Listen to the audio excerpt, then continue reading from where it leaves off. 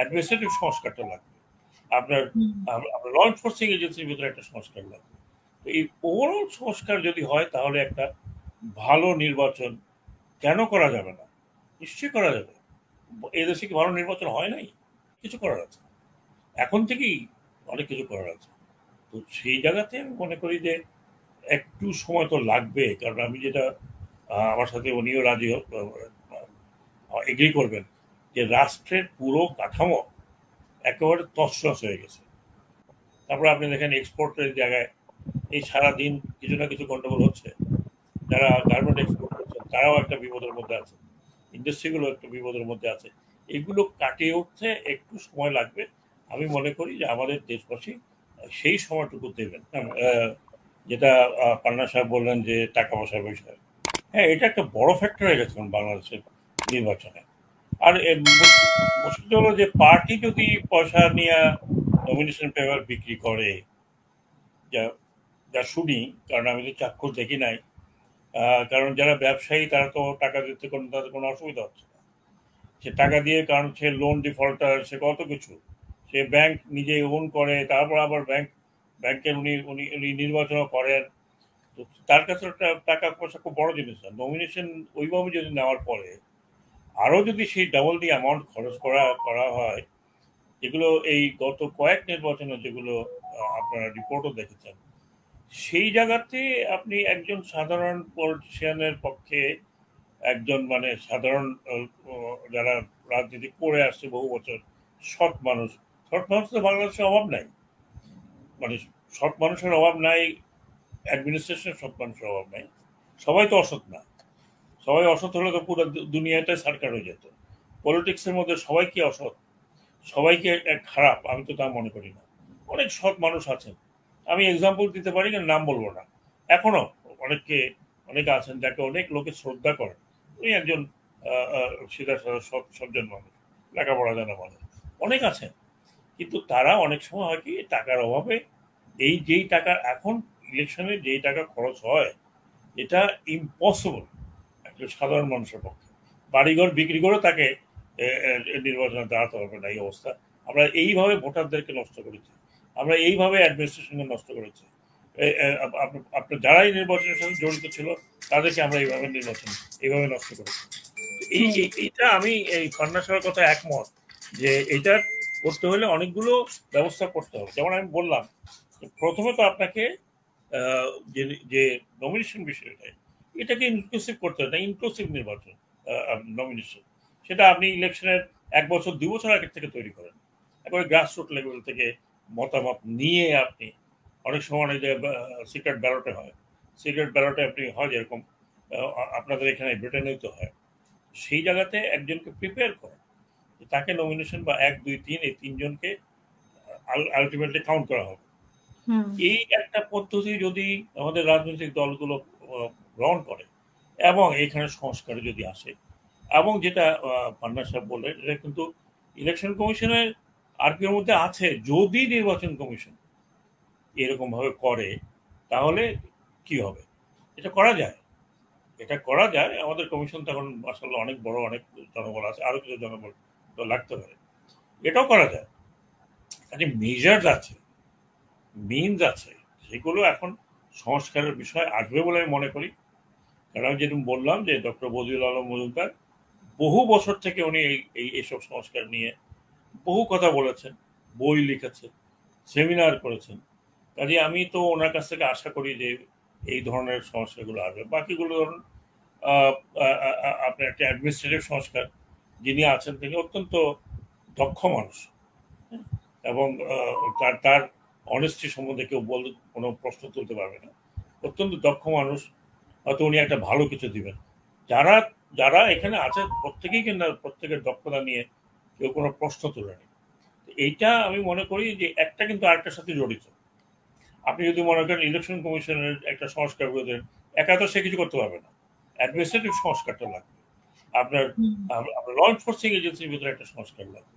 তো এই ওভারঅল সংস্কার যদি হয় তাহলে একটা ভালো নির্বাচন কেন করা যাবে না? নিশ্চয়ই করা যাবে। এদেশে কি ভালো নির্বাচন হয় নাই? হয় নাই, সবই কি খারাপ হয়েছে? না, গুড গুড ইলেকশন। এখন ব্যাপার হলো যে কেউ কোনো বিশ্বে কখনো 100% পারফেক্ট ইলেকশন কোথাও হয় না। সেটা আপনি যতই স্ক্যান্ডিনেভিয়ান কান্ট্রির কথা বলুন সেইখানে, বাট একটা একটা মিনিমাম এন্ড ম্যাক্সিমামের ব্যাপার আছে।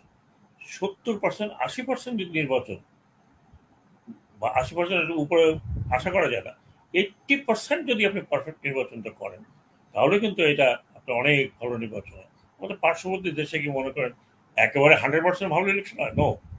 বাট তাদের ওখানে নির্বাচনটা অনেক ওপেন, ওখানে অনেক আপনার নিউট্রাল পয়েন্ট অফ ভিউ থেকে ইলেকশনগুলো হচ্ছে। কিছু কিছু রিমোট জায়গা হবেই, সেখানে আপনি আপনি হয়তো ঠেকাতে পারবেন না যত নিউট্রালি হন।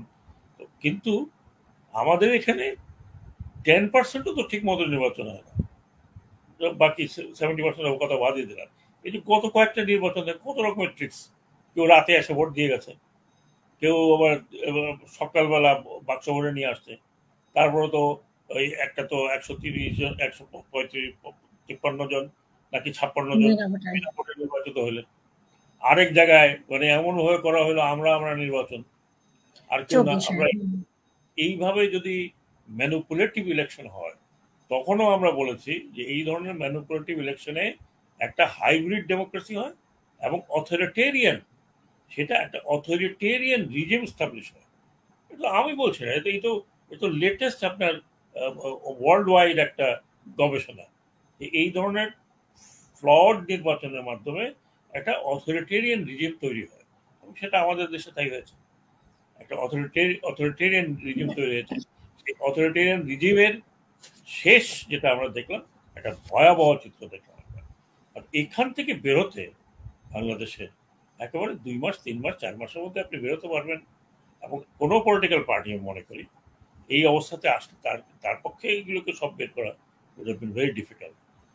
আমি বলবো না যে যে আমরা যারা এখানে আছি আমরা একেবারে আলাউদ্দিনের চেরাগ নিয়ে আসছি, আলাউদ্দিনের চেরাগ ঘষা দিলাম সব ঠিক হয়ে যাবে। একটু সময় লাগবে, ঠিক করার চেষ্টা হবে, বাকিটা পলিটিক্যাল পার্টিকে করতে হবে। এমন না যে আমরা সব পলিটিক্যাল পার্টি করে যাবো। পলিটিক্যাল পার্টি কি করার আছে? পলিটিক্যাল পার্টি অনেক কিছু করার আছে, এখন থেকেই অনেক কিছু করার আছে।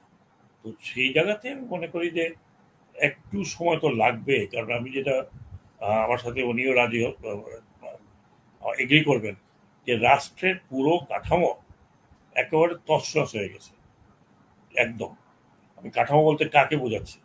বিচার বিভাগ, ইলেকশন কমিশন, তারপরে ধরুন আপনার সিভিল সার্ভিস, এই পলিটিক্যাল ইস্যুস, কোনোটা তো ঠিক মতো নাই, কোনো ঠিক মতো নাই। এটা সময় লাগবে। আমি মনে করি ইলেকশনের পরেও যারা আসবেন তাদের জন্য একটা বড় চ্যালেঞ্জ হবে। এটা অর্থ ব্যবস্থা চিন্তা করেন যে ব্যাংকগুলোর কি অবস্থা, লুটপাট করে ব্যাংক শেষ। এখন ব্যাংক পুরোপুরি দেউলিয়া। এই সরকারি টাকা আছে, দিতে পারতেছে না। সরকারি টাকা প্রাইভেট ব্যাংকে যেগুলো দেওয়া আছে, সেগুলো কোনো প্রাইভেট ব্যাংক, বেশিরভাগ প্রাইভেট ব্যাংক টাকা ফেরত পেপার আসছে না। পেপার আসছে যে 7,000, 8,000 কোটি টাকা রয়ে গেছে, এগুলো তারা ফেরত চাইলে এখন ফেরত পাচ্ছে না। তো সেই জায়গাতে অর্থ ব্যবস্থার অবস্থা দেখেন কি অবস্থা। এখন মানি ফ্লো হচ্ছে ঠিকই, কিন্তু এই ব্যাংকগুলো কি, ব্যাংকগুলো তো দেউলিয়া হয়ে গেছে। এই ব্যাংকগুলোকে আপনি বিশ্বাস করবেন ফার্দার? যে প্রাইভেট ব্যাংকগুলো যেগুলো লুটপাট করে নিয়ে গেছে, এখানে আপনি টাকা রাখবেন? আবার কেউ তো রাখবে না। তো তারপর সরকারি ব্যাংকগুলো তো একটা একটা অব্যবস্থা। এই ব্যাংকিং সেক্টরটি প্রতিত বেশ সময় লাগবে, এবং সেখানে দুজনই কিন্তু আমি মনে করি খুবই বাংলাদেশে বর্তমানে honest and dedicated person, Salehuddin সাহেব এবং একই সাথে হাসান মন্ত্রী, বেস্ট বাংলাদেশে তো খুঁজে পাবেন। আরেকজন কার কথা বললেন? সালেউদ্দিন সাহেব। আরেকজন গভর্নর বাংলাদেশ ব্যাংক। হ্যাঁ, তো এনারা definitely I have lot of trust. We have lot of trust on them. They are doing very good things. At least they're trying to put the economy on the track. তারপরে আপনি দেখেন এক্সপোর্টের জায়গায় এই সারাদিন কিছু না কিছু গন্ডগোল হচ্ছে। যারা গার্মেন্ট এক্সপোর্ট করছেন তারাও একটা বিপদের মধ্যে আছে, ইন্ডাস্ট্রিগুলো একটা বিপদের মধ্যে আছে। এগুলো কাটিয়ে উঠতে একটু সময় লাগবে। আমি মনে করি যে আমাদের দেশবাসী সেই সময়টুকু দেবেন যে অ্যাটলিস্ট আমরা যারা আছি চেষ্টা করছি যে একটু ট্র্যাকের উপরে উঠিয়ে আপনার হাওয়ালে করি, যাতে আপনি তাড়াতাড়ি এটাকে ইঞ্জিনটা চালু করতে পারেন। এটি আমি আমার শেষ বক্তব্য। অসংখ্য ধন্যবাদ। আমার একটা অ্যাপ্রোচ আছে থ্রু ইউ অ্যাজ অ্যাডভাইজার, সেটা হলো যে সালাউদ্দিন সাহেব গভর্নর, মানে বাংলাদেশ ব্যাংকের গভর্নর বলছেন 10টা ব্যাংক, গভর্নর বলছেন যে 10টা ব্যাংক খুব দ্রুত দেউলিয়ার পথে যাচ্ছে। তুমি 10টা ব্যাংকের নাম কিন্তু বলেন না, বললে পরে এই গ্রাহক যারা, কাস্টমার যারা, তারা টাকাগুলো আগে তুলে নিতে পারতো।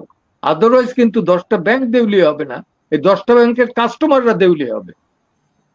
এটা এখন আমি উনি কেন বলেন উত্তর আমি দিতে পারবো না। না, আমি কিন্তু বারবার এটা মিডিয়ায় বলছি, ওনার উচিত জনগণের স্বার্থে এই 10টা ব্যাংকের নাম বলে দেওয়া। হ্যাঁ, যেটা দেউলিয়া হবে কালকে, সেটা হয়তো আজকে দেউলিয়া হয়ে যাবে। আমি আপনার গ্রাহকরা অন্তত সেফ তো থাকবে যে হ্যাঁ, ওনার কথা অনুযায়ী আমরা টাকাটা তুলতে পারছি। আজ ইনশাআল্লাহ আমি কনভে করব এটা, মানে আমাদের অর্থ উপদেষ্টাকে যে এটা একটা কনসার্ন লোকের জন্য আছে, কারণ উনি বলছেন দেউলিয়া হয়ে যাবে। দেউলিয়া হইলে বাকি যে আমার টাকা আছে আমি কোথায় যাব, আমি কার কাছে? আমি আমি আমি আমি I will definitely convey to him. ওনার বিজ্ঞ বিবেচনা যদি হয় তাহলে নিশ্চয়ই এটা একটা উত্তর আপনাদেরকে দেবেন আমি আশা করি। উই আর ভেরি ফ্র্যাঙ্ক, এবং আমি অন্তত ব্যক্তিগত মনে করি যে ট্রান্সপারেন্সি হচ্ছে to tell people what I am doing এবং হোয়াট ইজ মাই ইন্টেনশন। তো সেই জায়গাতে ব্যক্তিগতভাবে আমি চেষ্টা করি, আমি মনে হয় সবাই তাই চেষ্টা করছেন।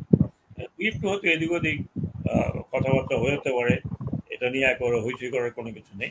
We want to be transparent what we are doing to people. এটা আমরা এখানে এমন না যে আমরা পরবর্তী পর্যায়ে দল খাড়া করে আমরা ইলেকশন দেবো ট্রান্সফার করছি। We want to be very very transparent what we are doing, for good or for bad. People will tell us আপনারা ভালো করছেন কি খারাপ করছেন। ছোটখাটো জিনিস নিয়ে হইচই করে তো মানে না, আমি স্বীকার করছি যে একটা রোড ম্যাপ দিতে হবে ইনশাল্লাহ, সবার মাথায় আছে। এই জিনিসটা সেট হয়ে গেলে একটা রোড ম্যাপ ডেফিনেটলি পাবেন। অসংখ্য